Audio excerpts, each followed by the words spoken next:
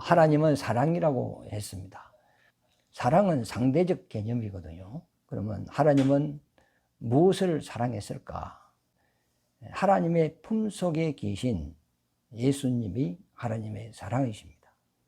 예수님이 세례받고 올라오실 때 하늘에서 소리가 있어 이는 내 사랑하는 아들이요 내 기뻐하는 자라 말씀을 하셨어요. 그러므로 하나님 안에는 사랑이 있기 때문에 항상 기쁘고 행복하고 만족감이 있는 분이죠. 스바냐서에 보면은 하나님을 기쁨을 이기지 못한다 했거든요. 왜 하나님 속에 그런 기쁨이 있을까? 사랑하는 자가 있기 때문에 그렇습니다. 여러분들도 사랑을 하면 예뻐진다는 말이 있잖아요. 사랑하는 사람이 있을 때 모든 걸 초월할 수 있단 말이죠. 이와 마찬가지로 하나님은 자기 속에 사랑이 있는 거예요.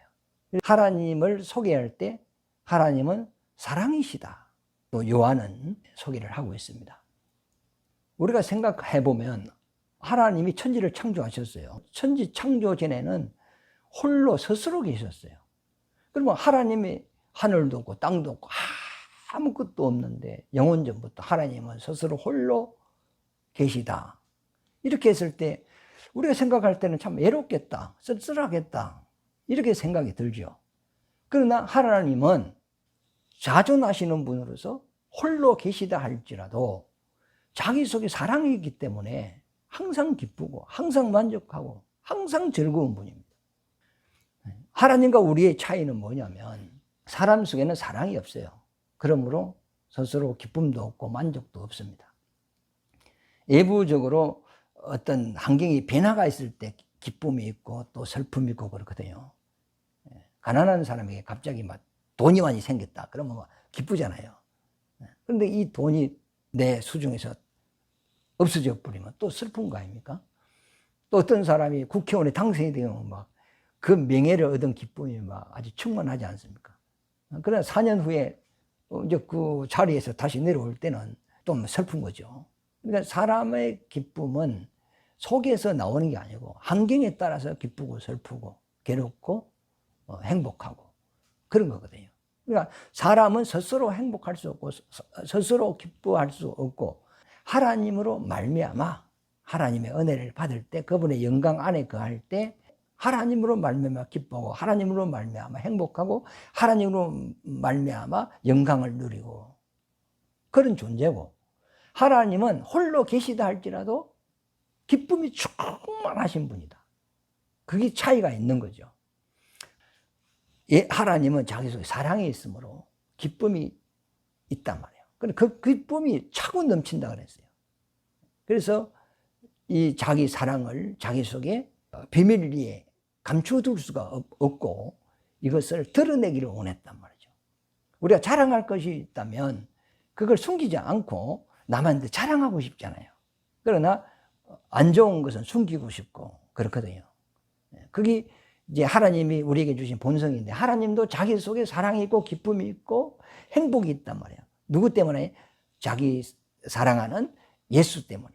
그래서 그 예수님을 세상에 드러내기를 기뻐한 거죠. 이런 하나님의 성품을 하나님께서 사람을 자기 형상의 모양대로 지으시고 그 성품을 사람에게 그대로 준 거거든요. 이 만물의 하나님의 신성과 능력을 우리가 알 수 있다 그랬어요. 그러나 하나님의 신성과 그 능력은 이 만물에게도 우리가 만물 속에 사람의 지혜와 지식과 하나님의 오물한 그 솜씨를 우리가 발견할 수 있지만은 그러나 가장 이 세상에 있는 모든 피조물 중에 가장 하나님의 성품, 어떤 하나님의 그 마음, 하나님의 뜻을 가장 가까이 닮은 자가 누구냐 하면 사람이거든요. 그래서 주님의 마음이 사람 속에 그대로 있는 거예요. 그러면 우리가 이렇게 생각을 해보세요. 여자는 혼자 있을 때는 자기를 아름답게 꾸미잖아요. 머리도 예쁘게 하고 화장도 예쁘게 하고 몸매도 막 관리하고 그렇습니다. 그러나 결혼을 해가지고 아이를 딱 잉태를 했을 때는 자기 중심이 아니고 그 아이 중심으로 생활이 완전 바뀌잖아요. 음식 먹는 것도 생각하는 것도 이제 모든 생활하는 것도 아이 중심이거든요. 자기 태중에 있는 이 아이가 자기 기쁨이고 자기 행복이고 자기의 모든 것이단 말이죠. 그래서 자기 자신보다는 자기 그 태에 이제 잉태에 되어 있는 이 생명을 위하여 그가 산다고요. 그러면 이 여인이 자기 태중에 있는 그 생명이 아무리 귀해도 이것을 뭐 3년, 5년, 뭐 10년 계속 자기가 태중에 담고 다닐 수는 없는 거 아닙니까? 결국은 이 생명을 밖으로 드러내야 된단 말이에요. 그러면 이 아이를 출산을 해야 되는데, 출산하기 전에 이 아이에게 필요한 게 기저귀도 뭐 젖병도 또 그 이불 자리도 이런 어떤 아이에게 필요한 모든 것을 다 준비해 놓고 아이를 딱 출산하는 것 같이, 하나님께서도 자기 속에 생명이 있어, 사랑이 있었어요. 그 사랑을 드러낼 장소가 필요하단 말이죠. 그래서 그 장소로서 하나님이 천지를 창조하신 것이죠. 그러니까 하나님이 하실 일을 사람의 모형 속에 그대로 담아놨단 말이에요. 그래서 하나님은 어떤 분이시냐? 생명을 가장 귀하게 여기는 분이다. 그래서 뭐 어떤 구약 때 보면 짐승을 너희가 먹되 피채 먹지 마라. 피에는 생명이 있습니다 하면서 피는 땅에 쏟고 고기만 먹게 했단 말이죠. 그럼 이런 그 하나님의 말씀을 통해 하나님은 생명을 귀히 여기신다. 이런 걸 알 수가 있어요. 여러분에게 가장 귀한 게 뭐예요? 뭐죠? 돈? 돈보다 귀한 게 뭔데요? 자기 목숨이죠. 천하 영광보다 더 귀한 것이 내 목숨이라 하잖아요. 내가 이 세상 모든 걸 다 가졌다 할지라도 내가 죽으면 아무것도 아니잖아요. 내가 뭐 돈이 뭐 아무리 많아도 내 죽으면 그 남의 것이 되고 만다고요. 그러니까 우리가 이 육신으로 일 때는 돈이 최고 좋은 것 같지만 이 돈보다 더 귀한 것이 내 목숨입니다. 그러면 부모의 목숨보다 더 귀한 것이 뭐냐? 저 새끼거든요. 자기가 낳은 그 생명, 그것이 가장 귀한 것이거든요. 예를 들어서 어떤 사람이 남편하고 시부하고 딱 같이 놔놓고 하나만 선택하시오 하면 돈을 선택 안 하겠어요? 그러나 100억하고 내 아이하고 둘이 나누고 하나를 선택하세요 한다면 사람들은 그 아이를 선택할 겁니다. 자기 생명, 내 아들, 그 아들을 선택한단 말이에요. 그러니까 옛날 분들이 결혼을 하면 반드시 아이를 낳아야 된다 그러잖아요. 처음에 사랑해서 결혼했지만 살다 보면은 다툼도 있고 뭐 성격도 안 맞고 서로 이제 또 상처도 받고 불화가 일어날 수밖에 없습니다. 그때 아이가 있다면 부부가 이 아이로 통해서 죽을 때까지 같이 갈 수 있다는 거예요. 아내와 남편을 딱 묶어주는 이 동아줄과 같은 것이 아이라 그러지 않습니까? 남편하고는 살기 싫은데 아이 때문에 남편하고 같이 산단 말이에요. 아내하고 헤어지고 싶은데 아이 때문에 또 부부가 같이 산단 말이에요. 그래서 살다가 또 뭐 안 돼서 뭐 어쩔 수 없이 이혼할 때 되면 아이는 서로 데려가려고 하지 않습니까? 그러니까 언제든지 부모의 중심에는 자기 생명이, 자기 아들, 자기 자식이 항상 중심이 되어 있어요. 너무 힘들어서 그만 세상을 포기하고 싶은데 자기 새끼들을 보고 용기 내서 또 살아가거든요. 이와 같이 우리 인생도 가장 귀한 것이 뭐냐? 하나님이 내게 주신 아들이거든요. 내 속에 있던 씨가 이 세상에 나온 내 아들이 이 세상에서 가장 귀하단 말이죠. 이것은 비유다. 이건 비유거든요. 하나님이 가장 귀히 여기시고 사랑하는 것이 뭐냐? 예수님이라는 겁니다. 그 사랑하는 생명을 이 세상에 드러내기를 원했다. 그러면 드러내는 목적이 뭐냐?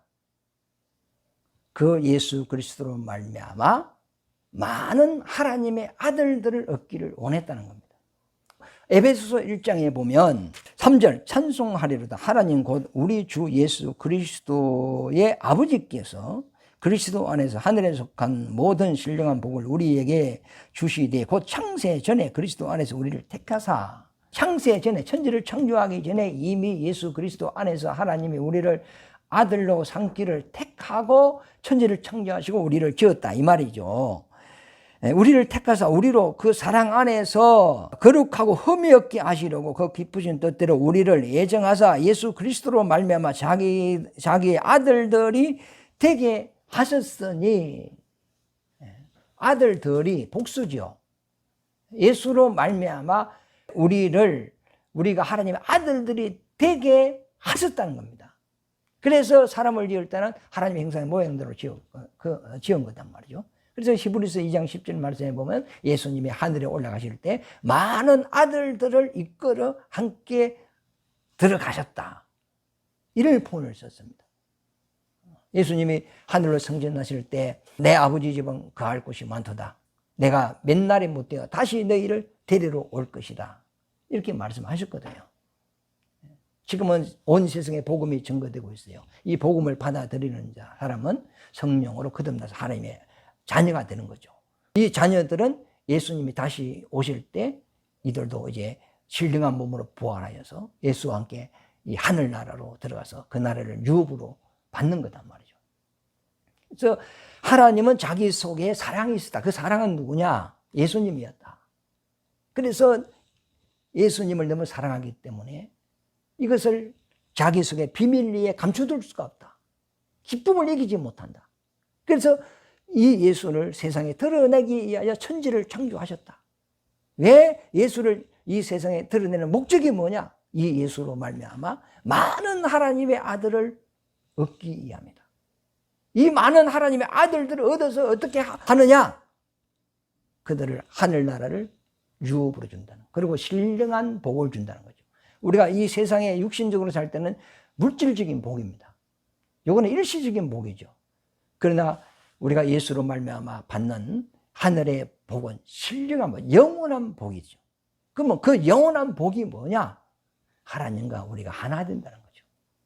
하나님과 우리가 수직관계가 아니고 수평관계라는 거예요. 아버지와 아들의 관계라는 거예요. 서로 말을 주고 받을 수 있는, 교제할 수 있는 그런 관계라는 거예요. 우리 사람을 처음에 창세전에 그렇게 예정하고 하나님이 천지를 창조하고 그 일을 이루어 간다는 거예요.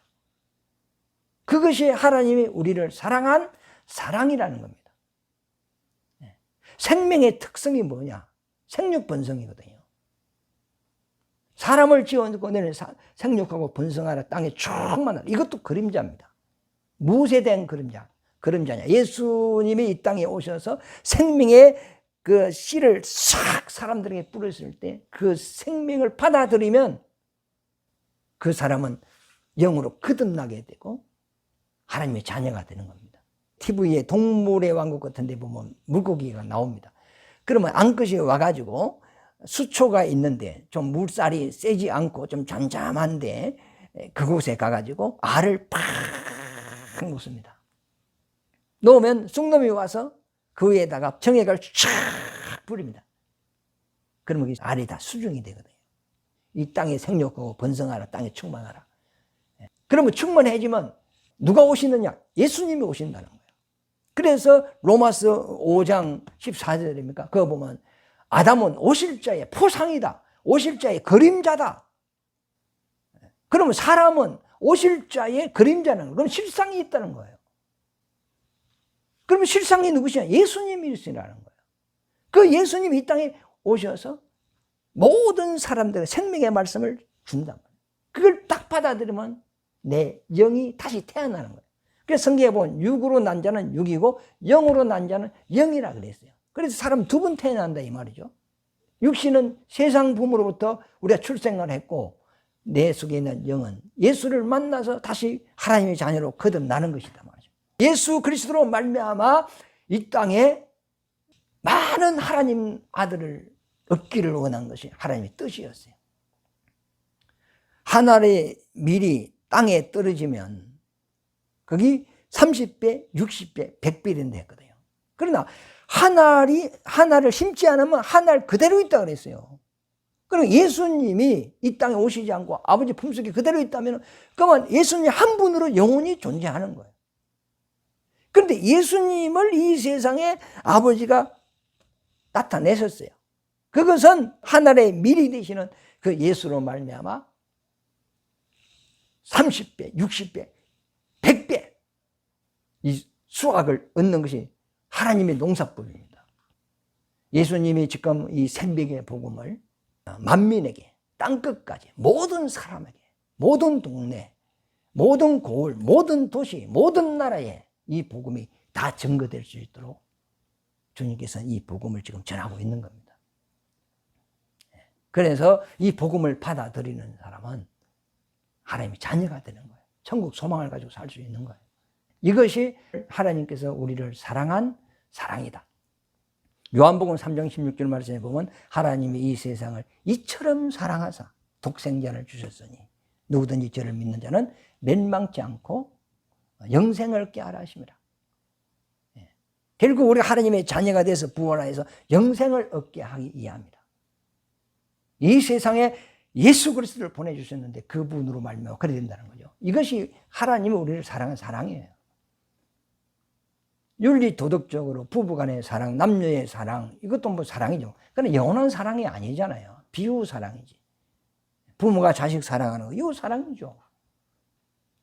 성경에서는 지금 그 사랑을 이야기하는 것이 아니고, 그래서 고린도전서 그 13장에 보면은 1절에 보면 내가 사람의 방언과 천사의 말을 할지라도 사랑이 없으면 소리나는 구리와 울리는 꽹과리가 되고, 사람의 방언과 천사의 말을 할지라도, 방언은 언어잖아요.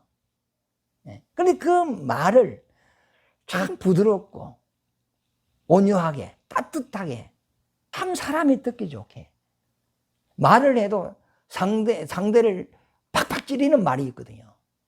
그 언어폭력이라 하거든. 상대의 막 마음에 상처를 주고 고통을 주고 막 기분 상하게 하고 막 그런 사람이 있어요. 그런데 어떤 사람은 말이 아주 따뜻하고 사랑스러운 말이 있어요. 그런데 이 성경에 보면 아무리 너가 사람의 방언과 천사의 말을 한다 할지라도 사랑이 없으면 우리는 꽹과리와 같다.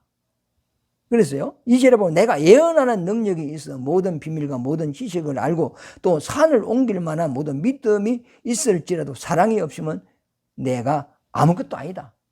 산을 옮길 만한 믿음이 있고 모든 지식과 또 모든 예언과 능력이 있다 할지라도 사랑이 없으면 아무것도 아니래요. 그 사랑이 누구죠? 예수입니다. 너 예수 만나지 못하면 너가 이 땅에서 석가모니 같이 살았다 할지라도 넌 아무것도 아니라는 거야.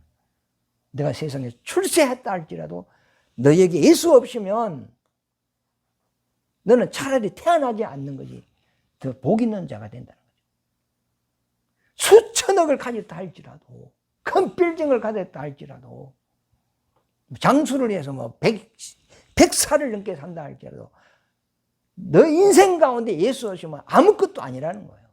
이 땅에서 박사가 되고 뭐 대통령이 돼도 예수 없으면 아무것도 아니에요. 사랑이 없으면 아무것도 아니라는 거죠.